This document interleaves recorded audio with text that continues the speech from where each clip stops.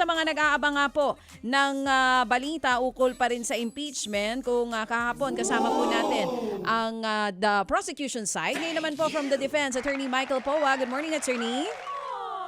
Good morning, Ms. Chacha. Good morning din po, Manong Ted. Magandang umaga po sa lahat ng nakikinig sa atin at Magandang nanonood sa inyo. umaga po. Sir, unahin ko muna to. Naklaro na po no kung paano po yung magiging impeachment process kasi hindi ba po parang nag-suggest si SP Win Gatchalian, kasama daw po si Presiding Chair Cheese Escudero tungkol po dun sa pagpe-present ng yung sequence po ng impeachment na parang after ng prosecution, defense agad dito sa articles ng impeachment. Paano na pong mangyayari ngayon?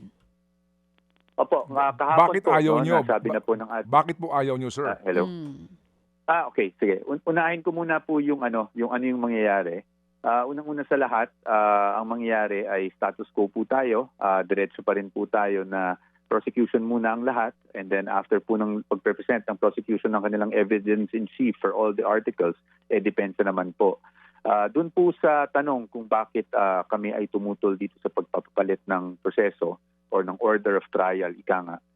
Sa atin naman po kasi, the burden of proof, yan po talagang ine-emphasize natin, that the burden of proof lies with the prosecution.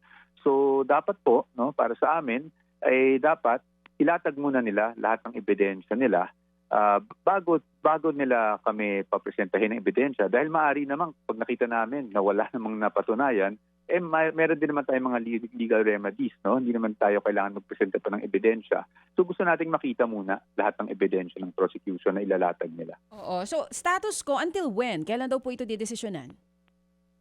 Wala na po. May desisyon na po kahapon meron ng na ating talaga. presiding Oo. officer. Yun na yun. Ito na yon. Ganito na talaga, hindi na po Ang usapan babaguhin. po kasi, para po sa kalinawan ng lahat, and to be fair to all parties concerned, ang naging usapan po kasi ay titingnan kung maaring palitan yung order of trial. Pero kung may isang panig na hindi sumang-ayon, we will maintain status quo.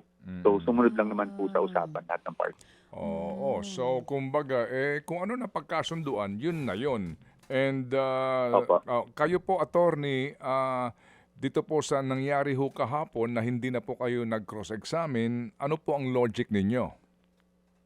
Sa amin naman po, Manong Ted, to be very frank about it, wala naman tayong dinidispute doon dahil ang pinag-uusapan ay yung mga cheque, kumbaga, ilang cheque yun para sa OVP, I think 4, and then 3 cheque para sa DepEd, tapos yung fact of withdrawal or encashment of those checks. Ayun naman po ay hindi disputed, kaya nga po tayo nag-stipulate na para mapadali ang maging proceedings kahapon. Tapos wala naman po tayong nakikita na issue doon sa nangyari kahapon sa testimonya.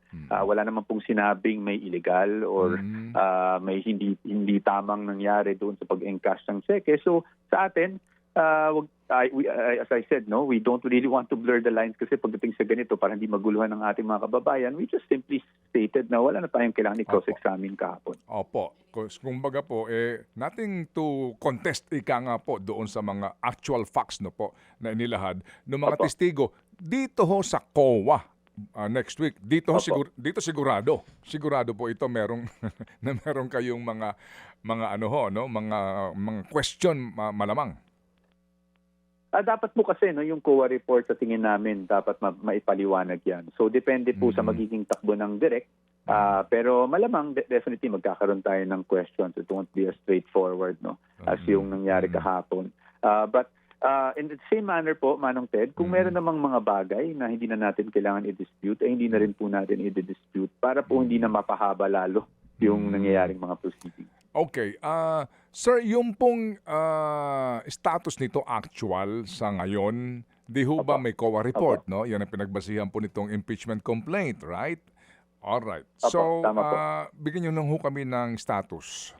Di ho ba, di ba meron pa kayong question dito at may proseso po ito ng pag-question ng mga COA reports na ito? Nasaan na po siya?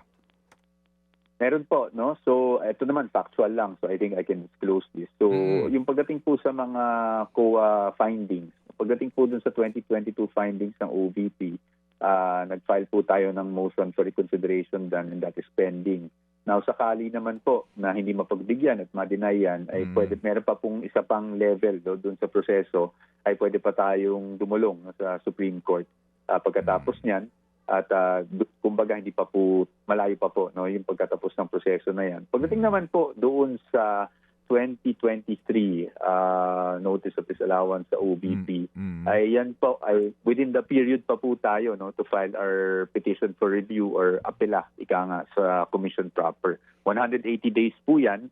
So I think, hindi ko matanto yung eksaktong date, but as far as I can recall, hanggang October po kasi yung 180 days na prescribed period within which one can file an appeal, no, or reglementary period. Rather. So legally, you can claim na itong COA reports na ito, hindi pa ito final. Hindi pa siya final, bagamat kailangan pa rin natin sigurong mapaintindi sa ating mga kababayan kung ano-ano yung mga findings at anong posisyon natin dun sa mga bagay na yun. Sige po, nanood ba kahapon si VP Sara kasi hindi man siya nanonood ng SONA, baka naman sa impeachment trial nanonood siya. Ano po sabi sa inyo? Sa ngayon po, dahil po may mga engagement siya with Filipino workers overseas, no, yung ating mga kababayan overseas, to be honest, I'm not sure kung nakanood siya live. No? But at least may mga updates naman kaming binibigay sa kanya on a daily basis at siya naman ay nagbibigay rin ng kanyang mga insights no, doon sa mga updates na binibigay po natin. Okay, sige. We'll be watching again po next week, attorney. And thank you as always sa inyo pong pagbibigay ng panahon para po maipaliwanag ang panig po ng depensa. Maraming salamat din po, Manong Ted, Ms. Chacha, at magandang umaga po sa inyong lahat. Mabuhay. Defense Lead Counsel, Attorney Mabuhay ka. Michael Powa. Mga kapatid, patuloy po kayong tumutok sa 105.9 True FM para sa totoong balita, impormasyon, music, and entertainment. Mag-subscribe sa aming YouTube channel at podcast at sundan nyo kami sa Facebook, Instagram, X at TikTok sa True Network PH. Bisitahin din po ang aming official website, truefm.ph. At panoorin din kami sa True TV Signal, Channel 19. Kami po ang 105.9 True FM. Laging true sa'yo, kapatid.